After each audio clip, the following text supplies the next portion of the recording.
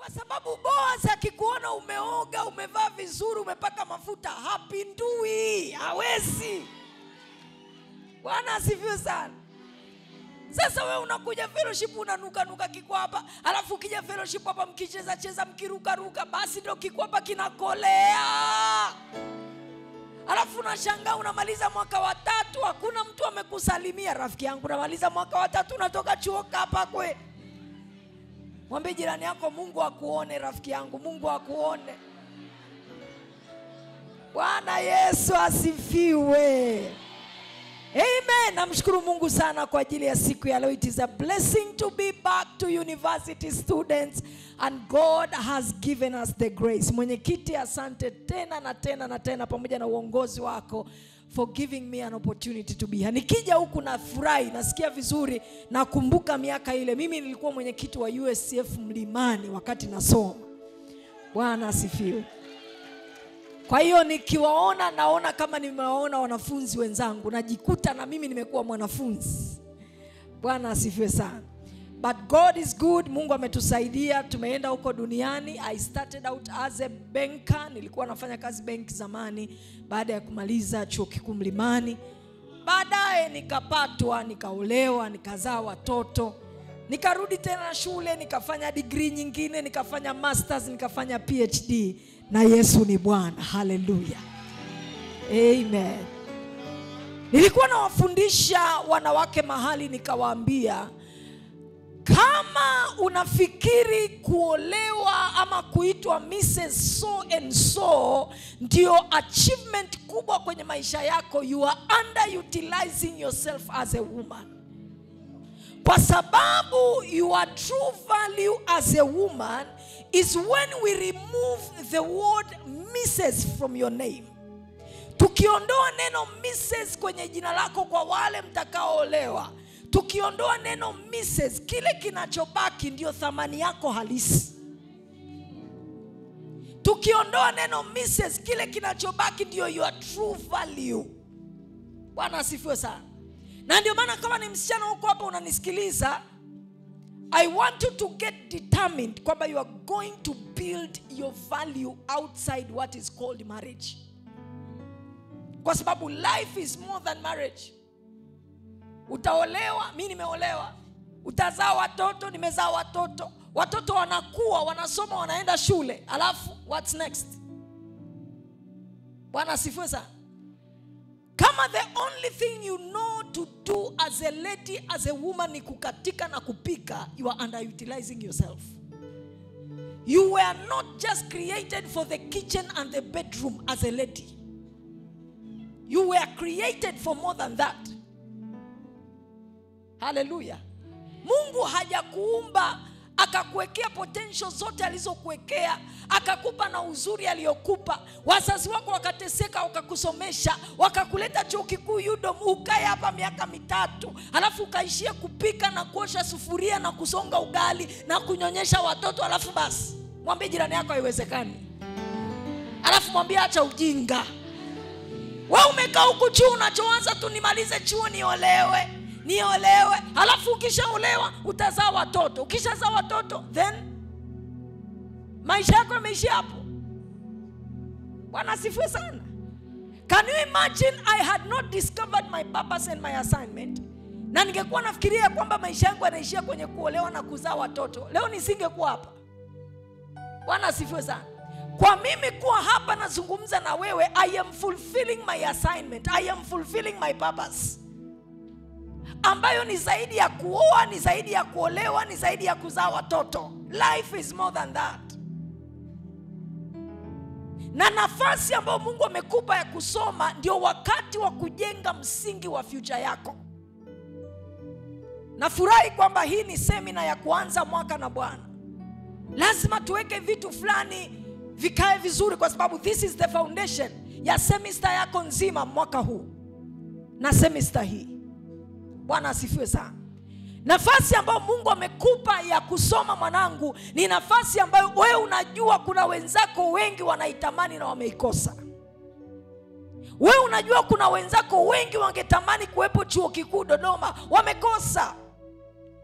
Wakati sisi tunamaliza form 6, mimi mwaka ambao tulimaliza form 6 ndio hiki chuo cha UDOM kilikuwa kimeanza. Wakati ule ili uweze kuja chuo tulikuwa tunafanya mtihani unaitwa matriculation. Nyie siku hizi hamfanyi. Ulikuwa unafanya matriculation, alafu unachaguliwa kwenye vyuo 3, 4, 5, alafu wewe unaamua unaenda chuo kipi. Baada ya mtihani wa form 6 matokeo yakitoka umefaulu, unafanya tena mtihani unaitwa matriculation. Alafu ukishafanya mtihani unaitwa matriculation, ule mtihani ndio utaamua unaenda chuo ama uendi. Kilichokuwa kinaamua kama tunaenda chuo ama hatuendi sio mtihani ya form 6. Bwana asifiwe sana. Tukafanya matriculation, mimi nikapata vyuo 3 kati ya 4 nilivyo apply. Maana niliapply Mzumbe, nika-apply UDSM, nika-apply ushirika Moshi na hiki chuo cha UDOM. Wakati huo hiki chuo cha UDOM ndio kilikuwa kimeanza. Kwa hiyo ule mwaka wetu sisi ndio ulikuwa intake ya kwanza. Matokeo ya matriculation yalipotoka, nikakosa Mzumbe, nikapata UDSM, nikapata UDOM, nikapata na ushirika. Ushirika ni Moshi, nikasema siendi. Babangu anakatiza na gari lake mjini kule. Sisi nikawa niko kwenye mishe zangu akanikuta. Haleluya. Nikasema siendi. UDOM ilikuwa intake ya kwanza. Nikasema intake ya kwanza hamna hata mtu akumuuliza swali kama ujui. Siendi huko mimi. Sasa ikabaki UDSM. Ako nikashirika kangu jamani kameolewa mkaache. Haleluya. Ukitaka wasichana wazuri wazuri wanapatikana kanisani kwangu pale mjini pale. Haleluya. Wakaka wa social science wanapenda madem, nimewajua. Bwana asifiwe sana. Kwa hiyo nikaenda mlimani. Wakati ule mlimani kila mtu alikuwa anasema chuo kile kina wahuni. Mwenyekiti walikuwa wanasema mlimani ukienda unaharibika. Mlimani ukienda mtoto anaharibika. Dar es Salaam ina mambo mengi. Mimi nimesoma mlimani miaka 3 na nilitoka na bikira yangu mlimani, nilitoka nayo. Kwa sababu swala la uhuni na umalaya sio chuo mtu anachosoma, ni tabia ya mtu binafsi. Ni choices za mtu binafsi.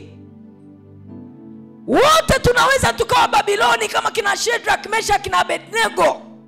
Lakini wengine wakainamia sanamu ya Baali ya Nebukadneza na wengine wakagoma kuinama. Na ninakuombea uwe kati ya wale watakaogoma kuinama katika jina la Yesu. Haleluya.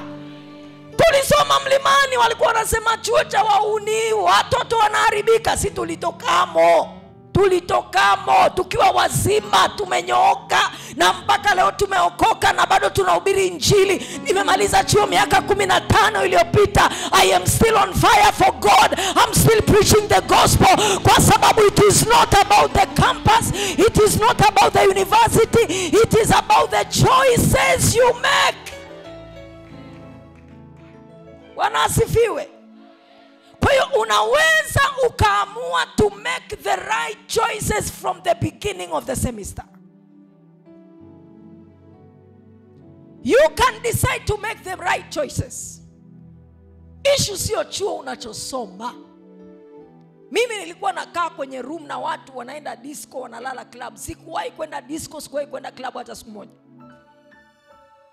Bwana asifiwe sana. Yesu anazungumza anasema mko ulimwengu lakini ninyi sio ulimwengu huu.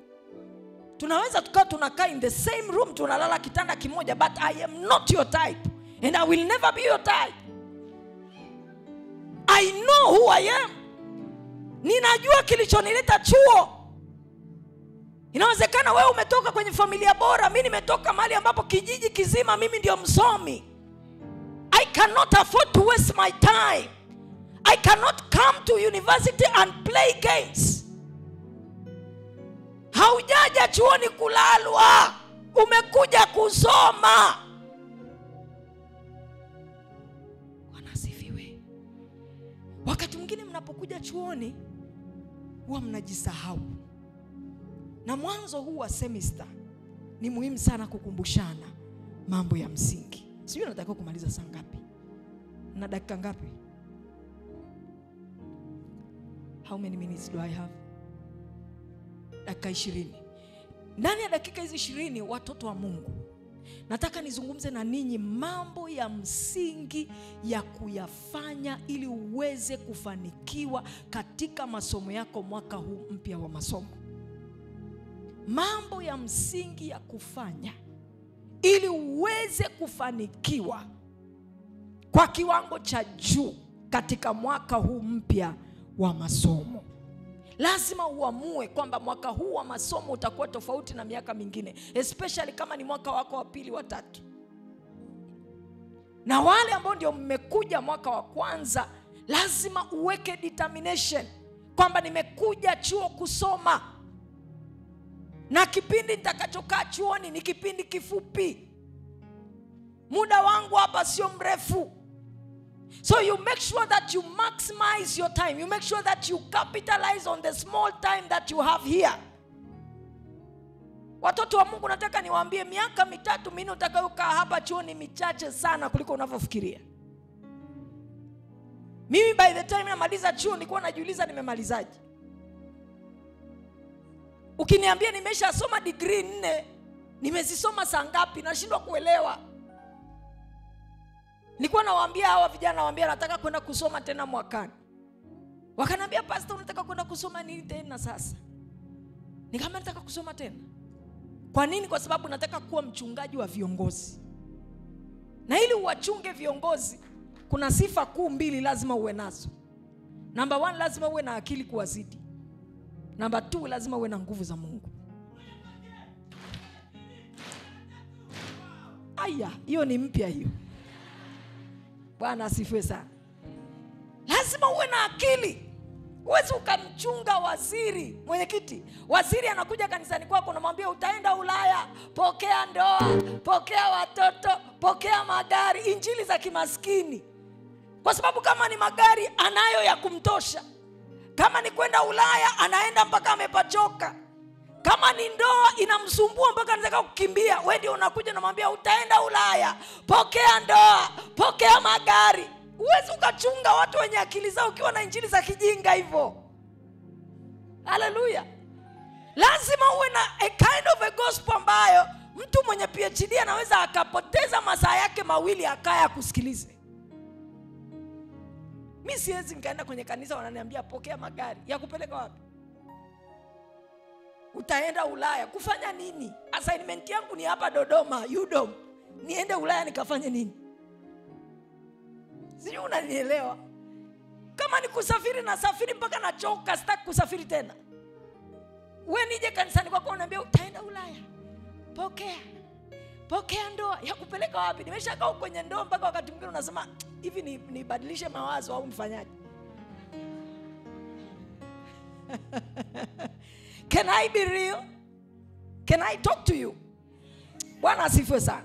Kwa kuna mambo ya msingi ya kufanya kama unataka kufanikiwa kwenye mwaka huu wa masomo. Jambo la kwanza, lazima ufahamu ya kwamba maisha ya chuo bila Mungu na bila mentorship hutoboi. Maisha ya chuo without God and without mentorship, you will not make it. And especially spiritual mentorship. You really need it kwenye miaka yako ya chuo. Kwa sababu kuna vitu vingi sana ambavyo vitajaribu kukudistract, vitajaribu kukutoa kwenye mstari, vitajaribu kukutoa kwenye msimamo wako, especially wewe uliyeokoka. Sasa kama utafanikiwa kwenye kipindi chako ukiwa chuoni, na hata baada ya kumaliza chuo, unamhitaji Mungu. Lakini pia unahitaji wale waliokutangulia. You need to befriend them. You need to be around them. Ili wakusaidie kukuelekeza wapi pa kupita na wapi sio pa kupita. You were not created to be an island. Haukuumbwa uwe kisiwa, uishi peke yako, ujiongoze peke yako, ujiambie peke yako cha kufanya. Tumeumbwa tunategemeana. Na ndio maana kuna waliotangulia kabla yako, so that they will guide you, They will mentor you. They will tell you what to do and what not to do. Bwana asifiwe sana. Sasa if you are going to succeed in your campus life, hasa kwenye mwaka huu mpya wa masomo, number 1, you need God, and number 2, you need mentors. Kitabu cha Mambo ya Nyakati wa Pili 15:3. Mambo ya Nyakati wa Pili 15 mstari wa 3. Tafsiri ya BHN, sio kama wataweza kuniwekea kwenye screen. Tafsiri ya BHN. Mambo ya Nyakati wa Pili sura ya 15 na mstari wa 3. Wote tusome ubaoni, nyeni wanafunzi. 1 2 3 go. Kwa muda mrefu sasa Waisrael wameishi bila nini? Na bila nini? Makuhani wa kuwafundisha na bila sheria. Bwana asifiwe sana. Kwa unaona Biblia inasema for a long time wana wa Israel waliishi bila Mungu na waliishi bila makuhani wa kuwafundisha ama bila spiritual mentors. Mstari wa 5, kitu gani kilitokea as a result of this? Mstari wa 5. Weka mstari wa 5. Haya tusome wote kwa pamoja. Zamani hizo,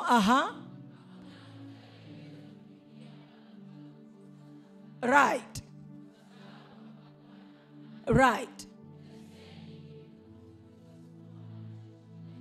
Kwa hiyo unaweza kuona matokeo ya kukosekana mahusiano na Mungu na kukosekana spiritual mentors kwenye taifa la Israel.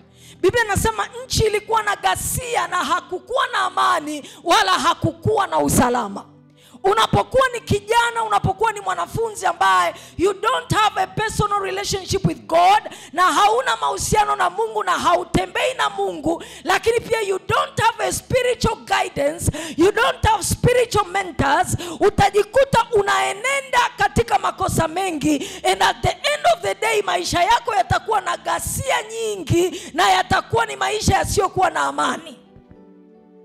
Bwana asifiwe sana. Kuna makosa mengi utayaepuka kama una Mungu na kama una spiritual mentors. Kuna mauzauza mengi hutayafanya if there is a voice of God and the voice of the Holy Spirit and the voice of a spiritual mentor in your life. Unaona wana wa Israeli, Biblia inasema kwa muda mrefu waliishi bila Mungu na waliishi bila makuhani wa kuwafundisha. Kuhani wa kukufundisha sio lazima awe Pastor Rose. Hata mwenyekiti wako ni kuhani afundishaye. Hata kiongozi wako wa fellowship ni kuhani afundishaye. Bwana asifiwe sana. Lazima iwepo sauti ya kiroho inayokufundisha neno la Mungu miaka yako hii utakayokaa chuoni. There has to be a spiritual voice that is talking to your life. There has to be a spiritual voice that is teaching you the word of God. Kwa sababu Biblia inasema neno la Mungu ni taa. Kwa hiyo unapopata spiritual guidance, unapopata spiritual mentorship, unakuwa na taa inayokuongoza usikosee njia. Kilichotusaidia sisi kumaliza chuo salama, tulikuwa na spiritual mentors. Tulikuwa na sauti za kiroho zilizokuwa zinatuguide. Bwana asifiwe sana. Na ndio maana muda wako wa kuja fellowship, hakikisha hauichanganyi hiyo ratiba na kitu kingine. Because you need to be in the presence of God and you need to receive spiritual guidance. You need to receive spiritual mentorship ili maisha yako yasiwe na ghasia na yasikose amani. Nilikuwa namwambia mwenyekiti wakati sisi tunasoma, hakukuwa na wainjilisti na makatibu sijui wa kanisa kama huku kwenu. Kule tulikuwa na mwenyekiti wa fellowship, tulikuwa na mwenyekiti msaidizi, tulikuwa na katibu, tulikuwa na mwazini, alafu tulikuwa na mama mkubwa na baba mkubwa, na baba mdogo na mama mdogo. Haleluya. Hawa mama mdogo na baba wadogo na mama wakubwa na baba wakubwa, kazi yao ilikuwa ni kufuatilia maisha yetu yale our social life. Umekula, umelala, marafiki zako ni kina nani? Kama umeanza mambo ya boyfriend na girlfriend, who is your boyfriend, who is your girlfriend and why that person? Kwa nini unadate mtu haji fellowship? Kwa nini unadate mtu haji kwenye maombi? Kwa nini unadate mtu hata kama ana supportive documents lakini hana Roho Mtakatifu? Kwa nini? Mwenyekiti, kuna wakaka hapa, wao wanachotafuta ni supportive documents. Akimwona mdada amejazia mweupe, ana mguchu babia, anasema haka nitakula nako sahani moja. Wanasahauki kwamba hatuoagi supportive document, tunaoa akili. Hapa tunaoaga hapa. Bwana asifiwe. Kwa sababu kwenye ndoa hautalipa school fees na supportive document, bro. Bwana asifiwe sana. Sasa hivi anaweza akaona supportive document unasiona kubwa kwa sababu kiuno kimejichonga, hicho hajazaa. Ngoja azae watoto 2 watatu, hii kitu inasogea mbele namna hii. Hallelujah. Supportive document zote zinapotelea ndani ya kitambi cha uzazi. Unamuona mkaka hapa ana 6 pack. Unasema aise, nikilala kwenye kile kifua, nikilala kwenye ile mikono, unapagawa na 6 pack. Lakini nataka nikwambie 6 pack bila 6 figures in his bank account, my friend.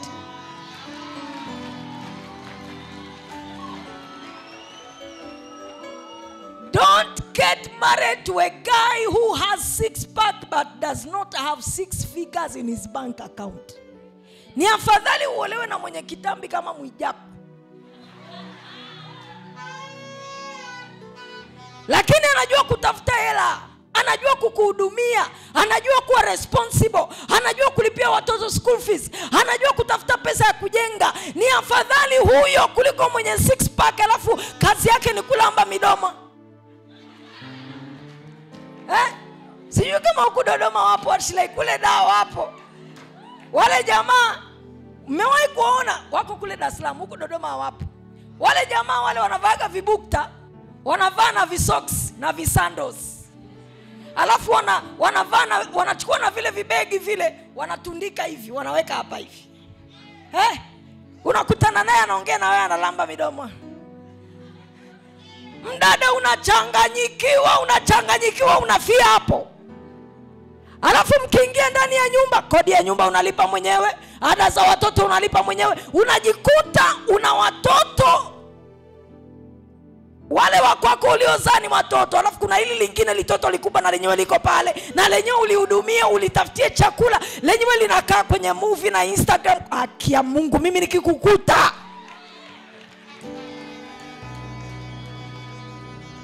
Bwana asifiwe sana. Kuna ujinga mwingi sana unaendelea kwa vijana ambao ukientertain utalia mwanangu, utalia. Life is very serious. Bwana asifiwe sana. Msichana mmoja akaniletea kijana mmoja ofisini kwangu. Kuanzia wanavyoingia mlangoni mwenyekiti, nikasema, "Oi, Kichaga, hii ni nini jamani?" Kaka ameingia pale ofisini, kwanza suruali amefungia huku chini, alafu amevaa zile suruali zenu mnazovaa zile zinabana, zinakatikia hapa hivi kwenye katikati ya mguu. Sijasema ni mbaya, lakini mimi nikishaona kijana amevaa suruali imebana mguu alafu iko hapa katikati, hii ni red flag. Red flag. Red flag. That guy is not serious. Wanaume ambao wako serious na maisha, saa ngapi utaenda kubana suruali ibane mguu namna hiyo? Bwana asifiwe sana. Sasa na ndio vikaka ambavyo wadada wanavipenda. Bwana asifiwe sana. Lakini unaweza ukaepuka hizo balaa. Mimi nasiitaga balaa. Unaweza ukaziepuka kama utakuwa na spiritual mentorship. Kama utakuwa na sauti ya kukuelekeza. Usiishi kama mnyama. Usikae chuoni like a fool. There has to be a voice which is telling you what to do and what not to do. And the number one voice that you have to listen to is the voice of God through his word. And the number two voice is the voice of the spiritual mentors that God has placed in your life. Kuanzia kwenye viongozi wako wa fellowship. Bwana asifiwe mwanangu. Bwana asifiwe. Mimi nakwambia ukijifunza kuwa na sauti zinazokuongoza, sauti sahihi zinazokuongoza, utamaliza chuo ukiwa salama. Utafaulu masomo yako vizuri na utatoka chuoni ukiwa salama. Kama sisi tuliweza, na wewe pia utaweza. Bwana asifiwe sana. Number 2. Hallelujah. Number 2, you must set your priorities right. If you are going to succeed kwenye mwaka huu wa masomo, weka vipaumbele vyako kwa usahihi. Panga vipaumbele vyako vizuri. Huwezi ukautumia muda wako ukiwa chuoni kufanya kila kitu. You cannot do everything now. Kuna vitu inabidi ubonyeze pause, visubiri. Hallelujah. Kuna vitu inabidi vifanyike sasa hivi. Ndani ya kipindi cha miaka 3, kuna vitu lazima uvifanye uvimalize. Bwana asifiwe sana. Na kuna vitu vinaweza kusubiri, na vikisubiri havitakufa wala hautakufa. Tatizo ni kwamba ukishakuwa kwenye kaumri yako, ukishakuja chuoni, you want to do everything, unajiona umeshakuwa, you can do everything now, na uhuru wako. Unapokea kale kabumbumu, wanawapa shilingi ngapi siku hizi? 600,000. 600,000 kwa miezi mingapi? Sasa miezi 2 wewe ukipewa 600,000 unaona una hela nyingi sana. Unataka ulipie mdogo wako ada, ujengee mama yako mdogo nyumba,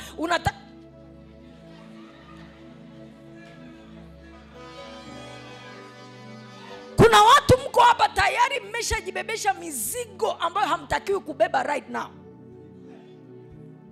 Na sio kwamba wewe usipofanya watakufa, amna. Lakini you just want to show yourself kwamba niko chuo kikuu napokea hela ya serikali. What is 600,000 my friend? Mimi nikishika 600,000 asubuhi saa 4 sina hiyo hela.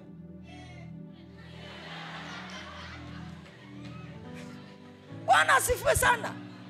Mwambie jirani yako kuna vitu vya kusubiri na kuna vitu vya kufanya sasa hivi. Set your priorities right. Wewe ni msichana wa chuo, unapewa boom 600,000, unataka kusuka nywele mpya kila wiki. Kwa hela ipi mwanangu? Kwa hela ipi? Unaniona mimi mamako? Si ndio? Mimi nimemaliza chuo miaka 15 iliyopita. Miaka 15 ulikuwa wapi wewe? Ulikuwa wapi? Ulikuwa primary. Kumbe ningewahi ningekuzaa wewe. Bwana asifiwe sana. Unaona hii nywele huko kwenye kichwa hii? Hii nywele imekaa hapa miezi.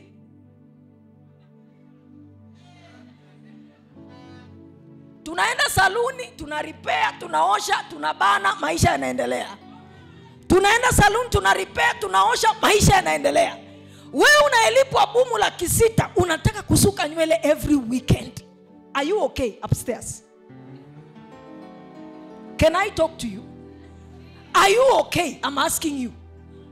Unalipwa bumu 600,000, unaenda kusuka nywele ya 50,000, unataka kumuonyesha nani? Hawa vijana hawa ambao wanafunga suruali chini ya makalio ndio unawaonyesha nywele zako za 50,000? Wewe umekuja chuoni kusoma mwanangu, unaanza kujichanganya na kina Joni, unajichanganya na kina Peter, wanakuconfuse, unashindwa kusoma, unashindwa kulala, unashindwa kuattend vipindi, ukiulizwa uko wapi, nasikia vibaya. Nini? Joni ameniumiza. Nani alikwambia umpe moyo wako? Nani? Biblia inasema, Mungu anazungumza, anasema mwanangu nipe moyo wako. The only person you should give your heart to is God. God. Not another cockroach.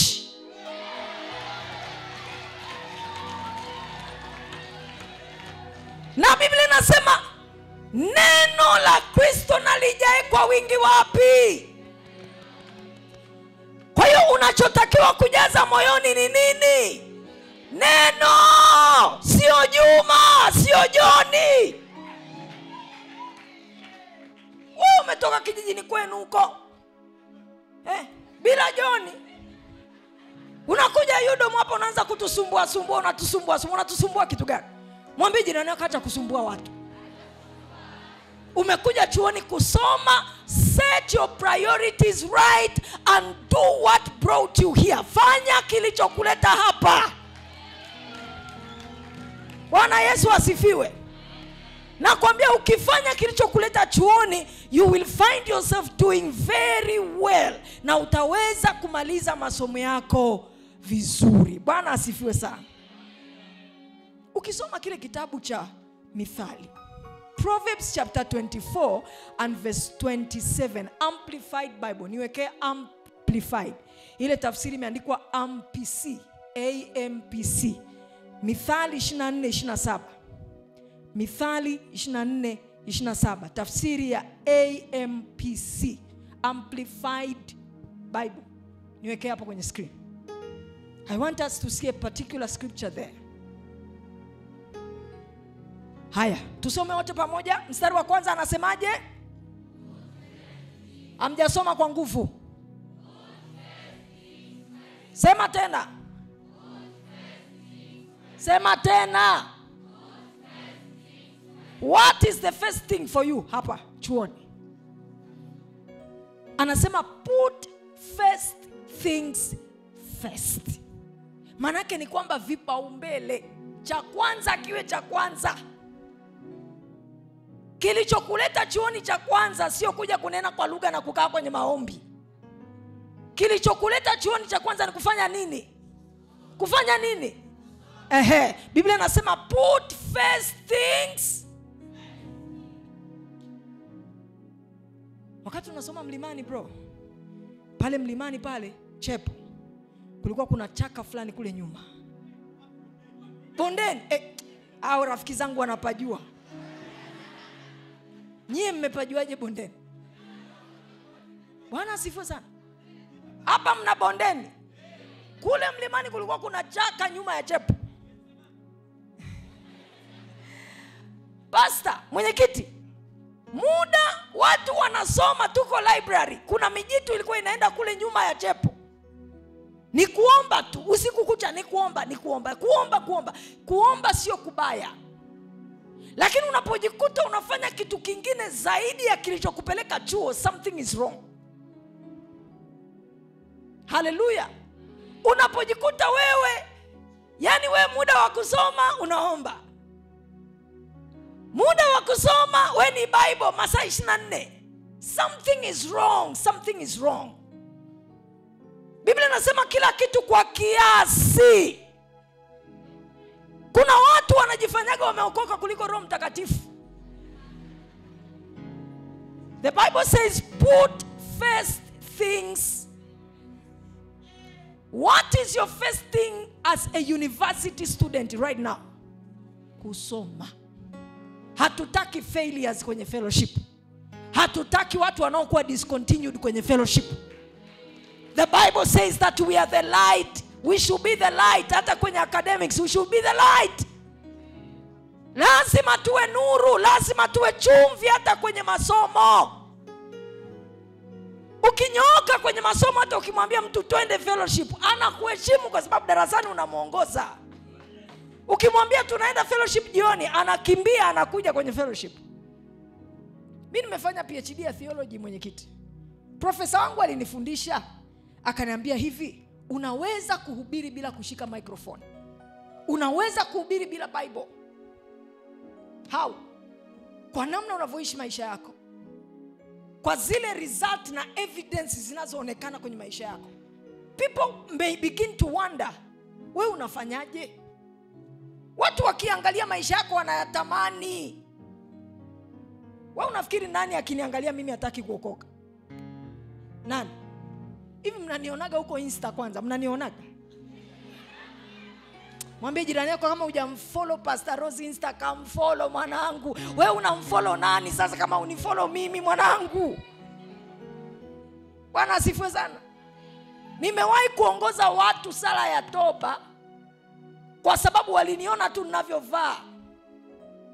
Wakanifuata inbox wakaniambia, pastor, kama kuokoka ndio hivi tunataka.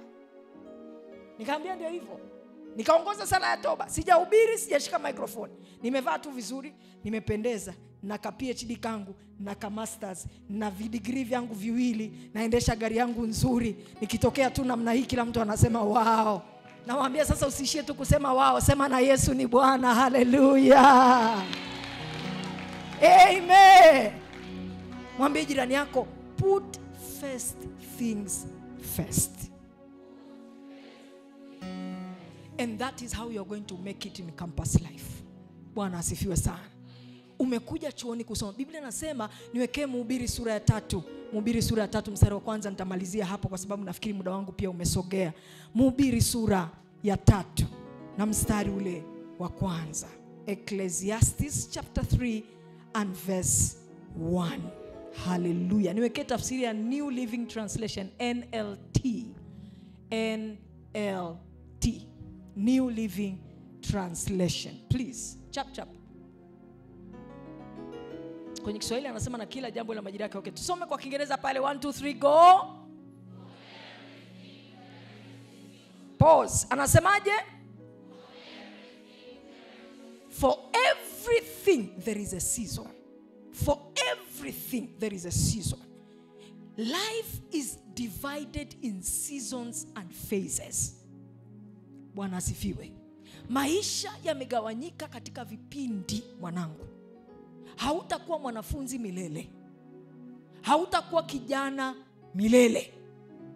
In fact, maisha yako yamegawanyika katika vipindi vitatu. There is a morning season, there is an afternoon season, and there is an evening season. I will not talk about that today. Lakini wewe hapa, you are in your afternoon season. Uko kwenye kipindi chako cha mchana. Sisi hapa kipindi chetu cha mchana karibu kinaishia. Tuko mwishoni, tunamalizia. Wewe uko kwenye kipindi chako cha mchana. Wakati wa mchana sio wakati wa kulala, ni wakati wa kufanya kazi. Bwana asifiwe sana. Wakati wa mchana sio wakati wa kucheza, ni wakati wa kufanya kazi na kujiandaa kwa ajili ya jioni yako. Kwa sababu whether you like it or not, jioni itakuja. And how you're going to live in your evening life inakuwa determined na unavyoishi sasa hivi in your afternoon season. Kila unachokifanya sasa hivi in your afternoon season, it is a seed that you're planting and you're going to reap in your evening season. Kuna wakaka mko hapa, macho yako juu namna hii. Kila msichana unayemuona unamtaka. Kila msichana unayemuona unamtaka. Unaumiza huyu, unaumiza huyu, unaumiza huyu, unaumiza huyu. Unakuta kuna vidada viwili vitatu huko vinalia kwa sababu yako. Haka umekadanganya, unakapenda, umekalala, umekaacha. Umeenda kwa kale kule, umekadanganya, unakapenda, umekalala, umekaacha. Kale kule kamegundua una kengine kako kule vinalia. Unashangaa unamaliza chuo bro, unamaliza kazi, unatafuta kazi, tafuta na wewe upate. Kwa nini? Kuna machozi ya watu yanakulilia. Kuna mbegu mbaya ulipanda ukiwa university, ukiwa campus. Wewe ni kadada uko hapa, unakakaka kana kufanyia assignment kamoja. Una sponsor mtaani, huyo wa kukupa hela ya kula boom likiisha. Una associate, una date naye, bado hajapata kazi, lakini vile viala vyake anavyohasu mtaani ndo anakupa. Hallelujah. Unashangaa unamaliza chuo, hakuna mtu hata anakusalimia. Unakaa mtaani, unasugua, unaanza kuita nungayembe. Kumbe mambo uliyaharibu ukiwa campus. Bwana Yesu asifiwe. The Bible says, rudisha ile scripture. There is for everything there is a season. Lazima ujue uko kwenye season gani sasa hivi na ni vitu gani unawajibika kuvifanya in this season of your life. Right now when ni mwanafunzi, you are in the season of building your career. You are in the season of laying the foundation for your life and for your future. Itumie hii season kufanya yale mambo ya msingi unayotakiwa kuyafanya. Now, vingine visubiri. Bwana asifiwe mwanangu. Anasema, and a time for every activity under the heaven. There is a time for every activity.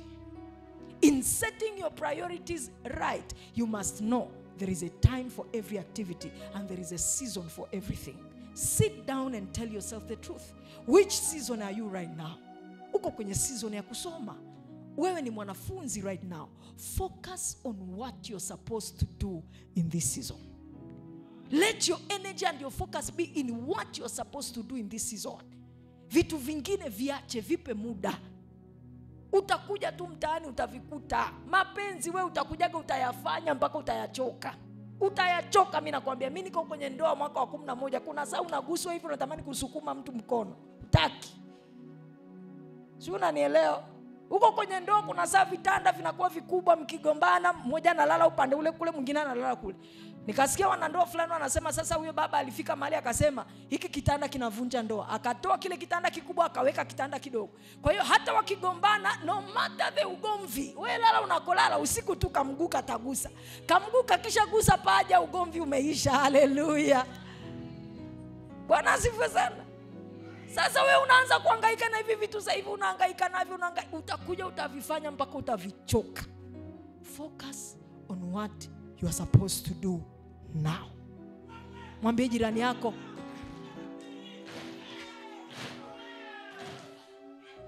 wewe uje nikupe zawadi. Njoo nikupe zawadi. Mwambie jirani yako, put first things first. Hallelujah. Pochi yangu iko wapi nimpe zawadi? Katibu, karibu. Simama kwa miguu yako pale ulipo, simama kwa miguu yako pale ulipo.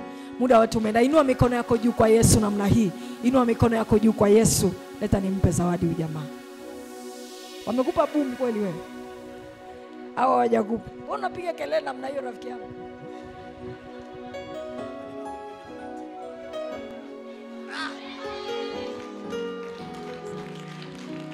Hallelujah. Amen. Bwana akubariki. Inua mikono yako juu kwa Yesu. Mwambie Yesu asante. Mwambie Yesu asante. Mwambie Yesu nisaidie. Tell God to help you. Tell God to give you the grace. I will come back tomorrow and we are going to have a good time in the presence of God. Just lift up your hands before the Lord and tell God, thank you. Thank you for talking to me.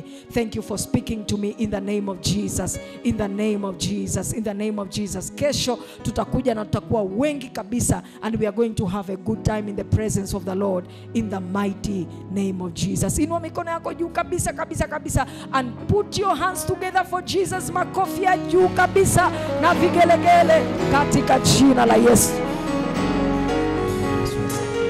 Ongeza makofi kwa Bwana Yesu. Ongeza makofi. Ongeza tena makofi wakati watumishi wa Mungu wanatoka. Pamoja na mama yetu Pastor Dr. Rosha Boka.